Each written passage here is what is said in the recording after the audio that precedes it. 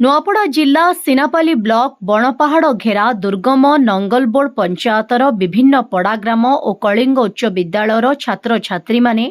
झाड़ा बांती आक्रांत घटना को नहीं शुक्रवार दिन राज्य सरकार निर्देश क्रमे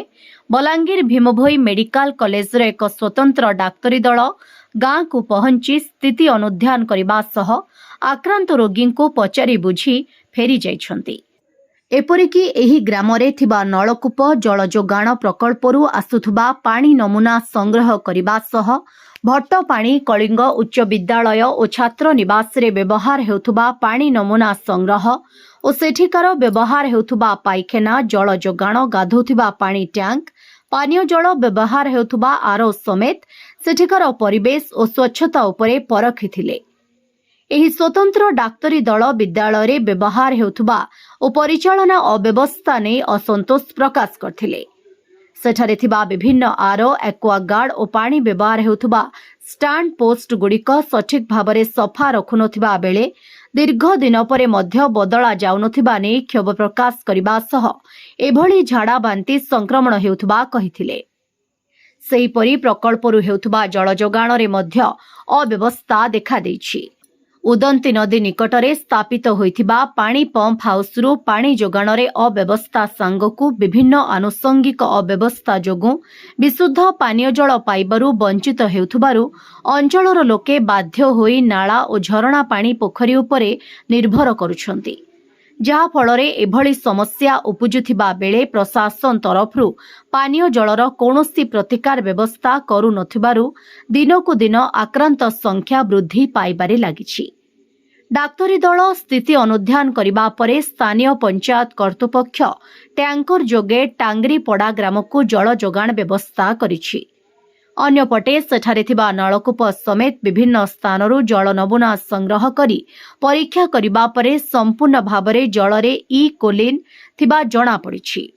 जहा फलरे रोग सृष्टि होई झाड़ा बांती भली रोग देखा जाउथुबा डाक्तरी दल जानिबाकू पाइछन्ति। वर्तमान अंचल में 50 रु ऊर्ध्व रोगी चिन्हट होइथिबा बेले किछि रोगी सुस्थ होइथिबा बेले समस्तंकु आवश्यक औषध देबा सह सचेतन करिबा सह तीक्ष्ण नजर रहिथिबा गोष्ठी स्वास्थ्य केन्द्र अधिकारी डॉक्टर श्रीमान साहू प्रकाश करिसंति। शुक्रवार स्वतंत्र प्रतिनिधि दल प्रथमे भट्टापाणी उच्च विद्यालय और परे टांगरीपड़ा पहुंचीथिले। सेठारे अनेक दिग उपरे अनुध्यान करथिले। झाड़ा बांती रोग नियंत्रण रहिथिबा बेले संपूर्ण प्रतिहत करिबा पई डाक्तरी दल चेष्टा जारी रखिछन्ति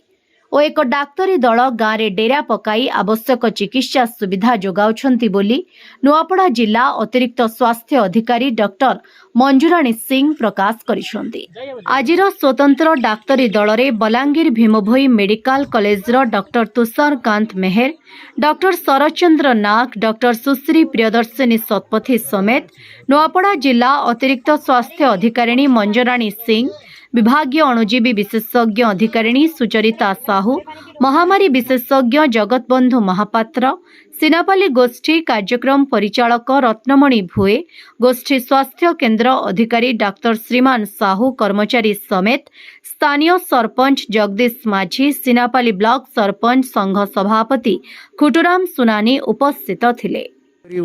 पानी सैंपल नहीं आ पिला काउनसेलिंग कले बहुत समय धरिकी नवम एवं दशम श्रेणी पिला व्यक्तिगत भाव में काउनसेलिंग करी से सब भल मंद बुझिले एवं यह पूर्व सिनापाली मेडिकल टीम से आसी से मैडम मैंने आसिक आम पिला छुआर भल मंद बुझिले आ मेडिसिन पत्र भी देते आम आम तरफ 24 घंटा ये अलर्ट अच्छु जेहेतु वर्षा दिन आमर गोटे बड़ समस्या रोचे जो वसुधा योजना पानी आमको सप्लाय कर पानी वर्षा दिन टी गोला पानी आसूसी से पिला गाधुआ पाधुआ कर टॉयलेट यूज करें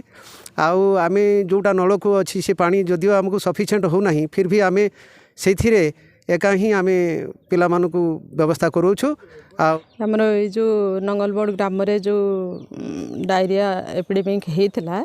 से आमर बलांगीर भीमभोई मेडिकल कॉलेज रो स्वतंत्र टीम आसीथिले एवं अनुध्यान कले। अनुध्यान कलारो जहाँ सब जना पड़ा जे आमर सेठी प्रथमे जो स्कूल को जाइथिले आश्रम स्कूल को सेठी जो आम ता 2 दिन पूर्वर भी पानी सैंपल सेठू कलेक्शन करूँ किंतु सेटा माने टिके अनुपयोगी थिला भलिया लागुची तथापि आम से सब सैंपल को सब माने से सोर्स को सब माने बंद करिया पई एबे कहिछु एवं पुणी से तार सैंपल पुणी आज कलेक्शन करिकी पुणी आज बलांगीर भीम भोई मेडिकल कॉलेज को कल्चर पई पठेबू एवं से कौन आसूची से हिसाब रे माने तार परवर्ती पदक्षेप नियाजिबो। तो वर्तमान परिस्थिति नियंत्रण रे अच्छी नुआ केस प्राय नाही आ जो मानकर भी माने गोटे दीटा एपिसोड हेइछि से माने सब माने भल अछंती तांको प्रॉपर मेडिसिन दिया हेछि एवं ओआरएस मध्ये सप्लाई करा हेछि एवं तांको माने उपयुक्त माने सप्लाई पाई बोली आमे सरपंच महोदय को भी कहिछु से केमिति माने भल पानी टैंकर जगह से जगै देबे एवं से माने पूर्व जो सोर्स रु पीवा पाई पानी व्यवहार करुथिले से सब सोर्स को वर्तमान पाई बंद कर दिया जाइछि जेमिति केस न बढ़िबो सेथि पाई बोली कि टीम कमिटी मेडिसिन डिपार्टमेंट रो एठी आसे कि इंस्पेक्शन कलु इंस्पेक्शन जहाँ देखिलु एठी नंगलपुर ग्राम रे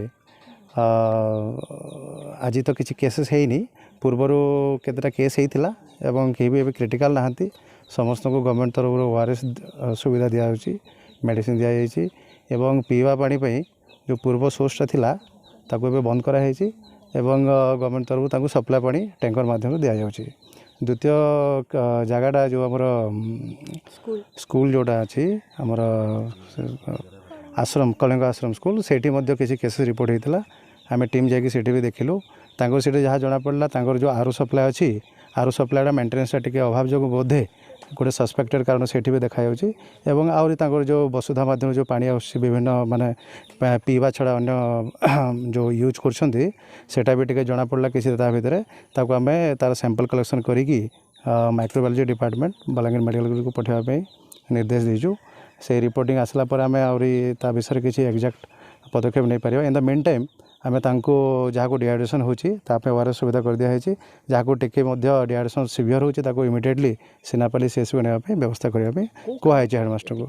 कारण तो ये स्पष्ट होनी जेहेतु एबे आमे कल्चर में पठेचु बलांगीर मेडिकल कॉलेज को। इन द मेन टाइम आमे जहाँ माने जना पड़ुची किसी गोटे भितर बैक्टेरियल कंटामिनेशन संभावना अच्छी ताको आम थे कन्फर्म करूँ कल्चर कलापर बट इमिडिएट जिनस होची आहरी केमती केस न बढ़ू तापे आमे alternate source of drinking water पे व्यवस्था करूँ। यहाँ आम सरपंच को भी कही सारी वीडियो को मध्य आम रिपोर्ट देकिना मेटोडा को जल्दी हम आम आहरी केमती केस न बढ़ू तापे बेसी आम चेष्टा करूँ। प्राय नियंत्रण में आम जहाँ भावुँ जेहेतु विगत 3 दिन नुआपड़ा जिल्लारू जगन्नाथ सागर रिपोर्ट ओडिशा हाइलाइट समाचार खबर दुनिया रे जोड़ी हेबा पाई सब्सक्राइब करंतु ओडिशा हाइलाइट समाचार को आउ दबे दियंतु बेल आइकन को सर्वप्रथमे खबर पाइबा पाई।